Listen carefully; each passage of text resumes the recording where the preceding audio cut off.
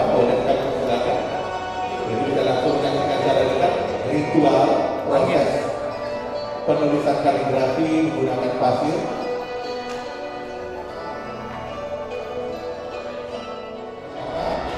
Karena beliau merupakan generasi kedua yang langsung mempelajari ritual ini dari orang tuanya langsung.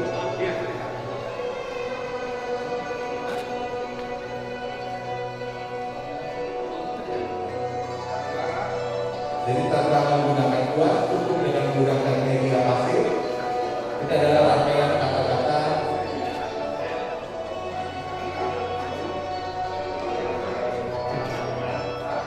yang biasanya dipakai dalam pada ritual pengajian.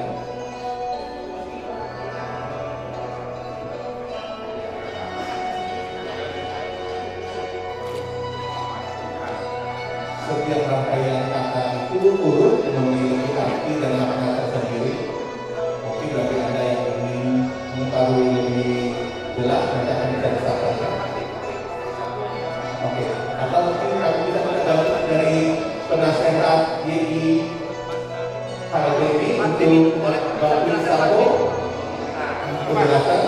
Saya yang ditulis Pak Lausu, tolong Pak jelaskan kepada umum. Pakai mie. Saya koordinasi dengan siapa tahu siapa yang tidak Pak saya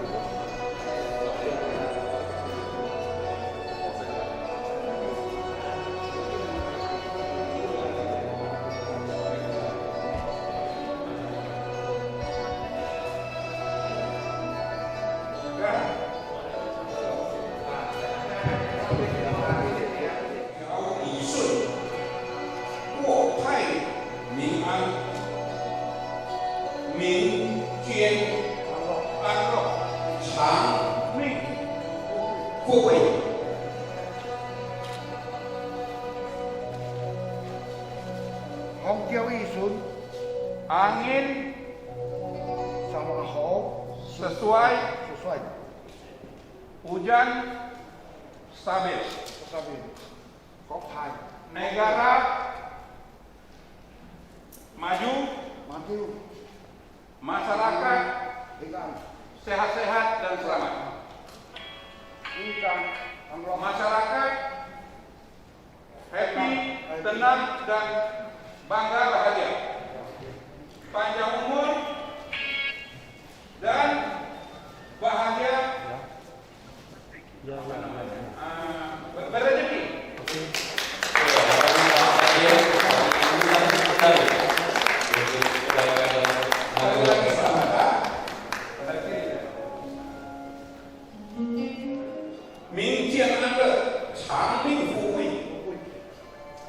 Oke, benar? Thank you. Terima kasih kepada Bapak Sabo dan kalau mau tulis singkat tulis share yang begitu rendah ya untuk dokumentasi Anda silakan.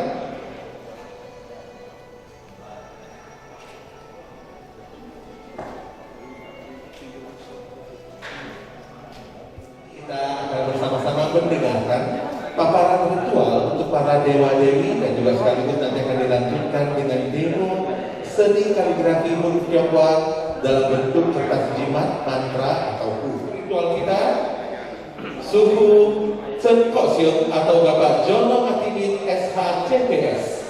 Boleh saya minta satu tepuk tangan?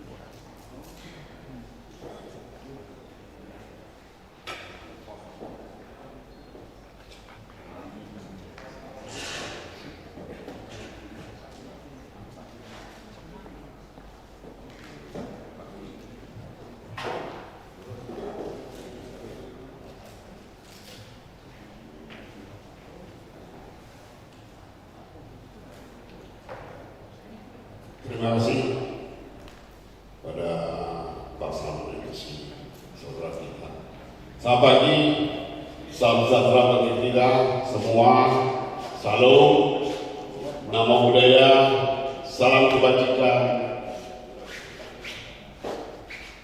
Yang terhormat Bapak Bupati yang diwakili Bapak Wakil Bupati dan para pejabat Puspika maupun Puspida yang hadir, penasehat Pak Krisambo yang mewakili Kemenat Romo Peter, beliau juga sama-sama kita dari ada saudara dari Kadispora, FKUB, dan semua unsur masyarakat, tokoh Tionghoa, tokoh masyarakat, tokoh rohaniawan yang tidak dapat kita sebutkan satu persatu. Jadi pada kesempatan pagi yang sangat berbahagia ini kita bersyukur pada rahmat Tuhan yang Maha Kuasa kita bisa berkumpul bersama di sini untuk mengetahui lebih mendetil, lebih mendalam tentang adat istiadat ritual khusus dan kebudayaan Tionghoa yang mungkin selama ini bagi sahabat sekalian banyak yang belum kita secara jelas. Dan di sini pada pagi hari ini kita sebagai narasumber mencoba memberikan sedikit education atau edukasi tentang apa itu yang disebut tatung, bagaimana proses seseorang bisa mentatung, kemudian apa itu ajimat atau hu yang sering kita melihat di sebagian besar rumah orang itu di depan pintu ada tertempel itu namanya hu atau ajimat. Jadi kita pada kesempatan kita akan membahas hal-hal yang menyangkut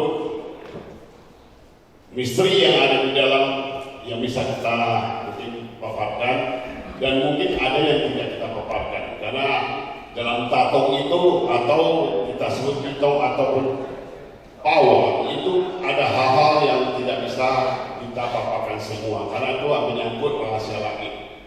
Cuman yang kita paparkan ini adalah penutupan secara umum. Dan mungkin hari ini juga hadir di sini banyak tatung-tatung dari kota kabupaten ya.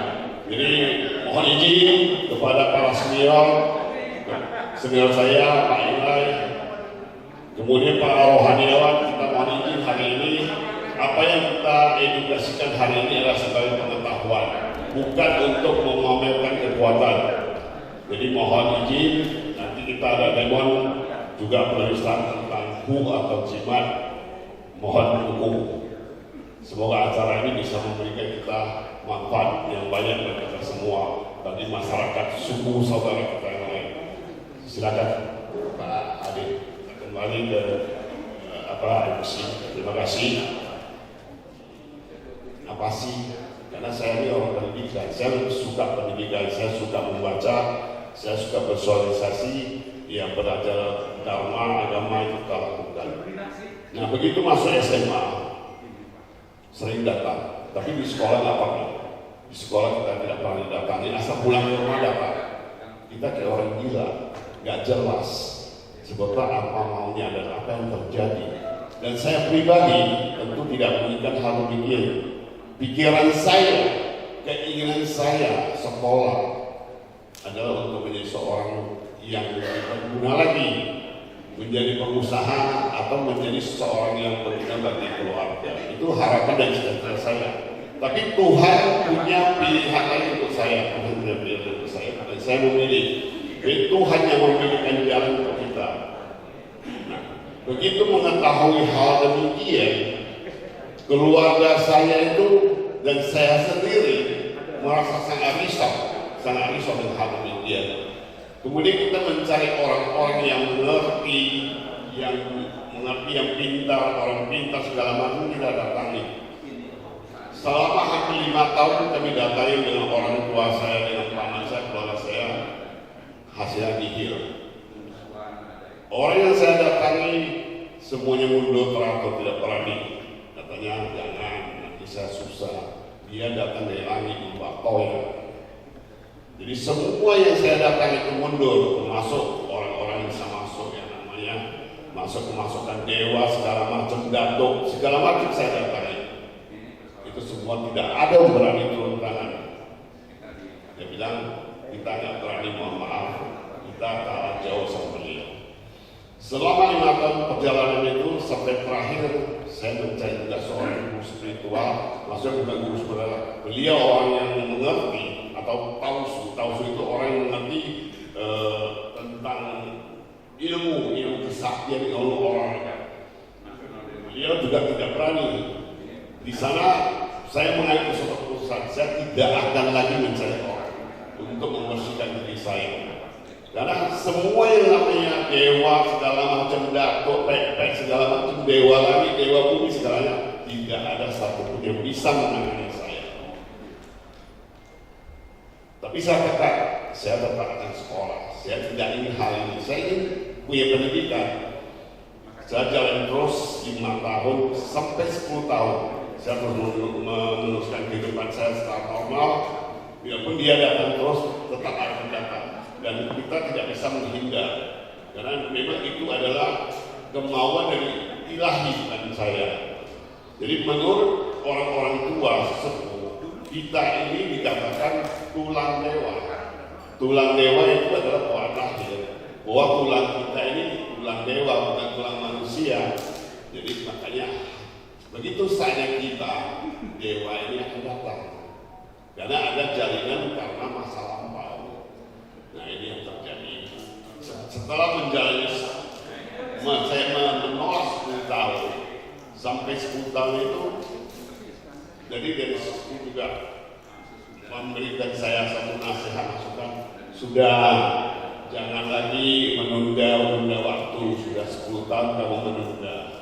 Waktunya sudah harus melayani umat. Itu bukan kemauan kamu, kemauan Tuhan. Kamu adalah pilihan. Mengingat hal demikian dengan rasa putus asa, saya menjalani. Bukan dengan bangga, bukan dengan senang, tapi dengan rasa resah. Karena bukan kemauan saya pribadi, saya menjalani hal ini.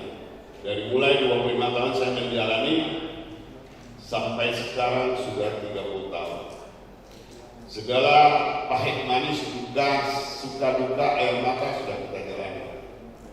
Jadi banyak hal yang sangat tidak nikmat untuk kita, tidak nyaman. Karena hal ini dunia spiritual adalah dunia yang sangat riskan. Kita harus benar-benar menjalani mengelola diri, ya, tidak bisa seperti orang-orang umumnya.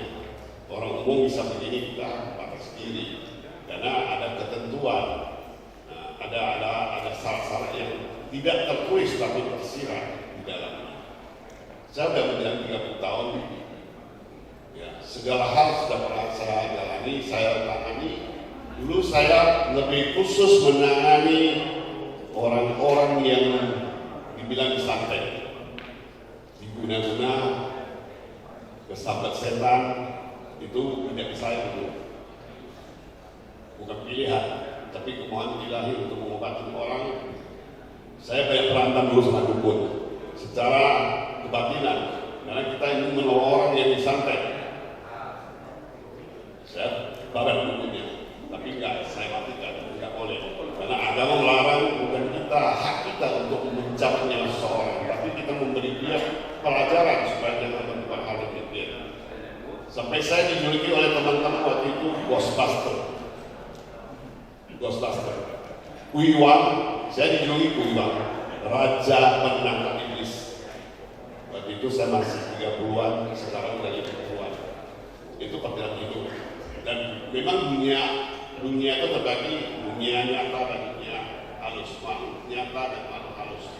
Ada makhluk yang dasar, ada makhluk halus, itu memang ada. Jadi mungkin yang belum pernah mengalami, yang belum berjumpa, mereka akan mengatakan benar apa enggak, benar apa enggak. Tapi banyak yang hadir hari ini, banyak yang sekarang yang hadir di sini, ada audiens kita, ada peserta, banyak yang dari dunia spiritual, kayak tato.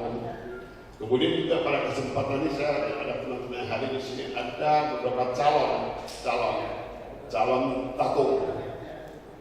Mungkin nanti kita minta kesediaan beliau untuk tampil sebentar.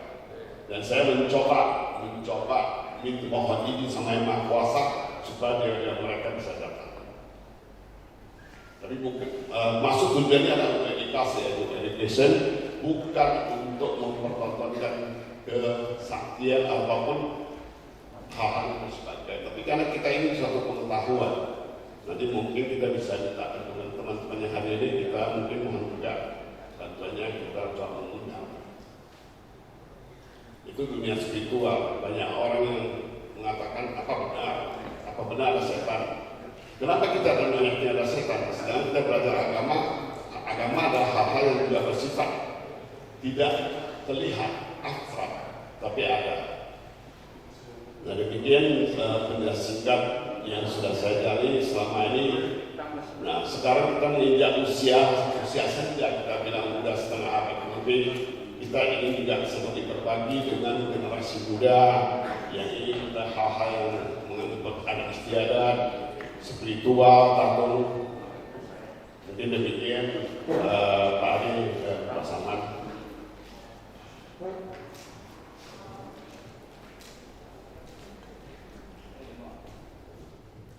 Izinkan saya sebagai, boleh dikatakan moderator atau mewakili pertanyaan, mewakili audiens ya. Subuh itu kalau syarat atau boleh dikatakan kriteria apa sih tertentu yang untuk menjadi seorang tatung atau seorang hitam, prosesnya, waktunya, dan dibutuhkan berapa lama untuk proses menjadi seorang tatung atau juru kunci? Jadi begini, kriteria atau syarat tertentu itu tidak tertulis. Karena untuk menjadi seorang tatung itu ada beberapa jenis, ada yang belajar, ada yang diikuti oleh leluhur beliau, ada yang memang diikuti oleh para dewa dewi. Jadi itu tidak ada syaratnya. Maksudnya sebelum seseorang diikuti itu dia hidup normal. Hidup normal dalam arti kata dia tidak tahu sebelum waktunya tiba. Nah begitu waktunya tiba, tiba-tiba dia seperti satu kenop, dibuka kenop itu dia tersadar dan koneksi itu tersambung ke alam gaib. Jadi itu tidak ada syarat yang tertulis untuk seorang tatung. Kalau boleh nanti kita minta juga, ini ada audien banyak tatung juga, banyak calon tatung juga ada. Nanti kita bisa maksudnya kerjasamanya, kita bisa tampilkan sedikit bahwa mereka ini juga tidak tahu. Saya banyak bertemu dengan orang-orang demikian. Lebih kurang dari dulu dan sekarang sudah ada 20 baik laki-laki atau perempuan yang jadi tatung. Dan saya Islam membantu mereka supaya jangan sampai salah jalan. Karena untuk menjadi tatung itu suatu penderitaan. Banyak hal-hal yang sangat pahit untuk dijalani. Karena manusia badannya kasar, manusia itu kita kotor. Sebagai manusia badan kita kotor, batin kita. Nah, sedangkan dewa ataupun kita bilang datuk ataupun mereka itu sudah masuk golongan makhluk suci, tergantung tingkatnya. Tingkatnya sampai di mana, tingkat tinggi atau alamnya sampai di mana. Tapi untuk menyatukan diri kita dengan mereka punya cara untuk membersihkan kita. Karena kalau badan kita ini nggak bersih, seperti kita contohnya begini, mereka punya frekuensi. Jadi alam dewa itu alam yang punya gelombang energi itulah yang diterima oleh kita. Jadi kalau misalnya kita melihat ada orang yang di hati, dia ada gelombangnya. Jadi gelombangnya itu harus di set supaya gelombang kita ini sama, kita bisa berkomunikasi. Demikian juga dengan tatung, dia dewa ini menyesuaikan gelombang resonansi diri itu dengan beliau untuk menjadi seorang tatung. Nah ini adalah masing-masing tergantung daripada dewanya, ataupun mungkin ada leluhur dia yang dulu mungkin memang menjalani hidup yang hidup spiritual atau mungkin dulu sebagai paranormal segala macam itu bisa menurun. Jadi yang kita tahu itu selama ini bahwa dari leluhur itu 3 generasi masih bisa menurun ke anak cucunya. Habis 3 generasi baru bisa hilang. Bisa kena generasi pertama atau generasi kedua. Kalau tidak generasi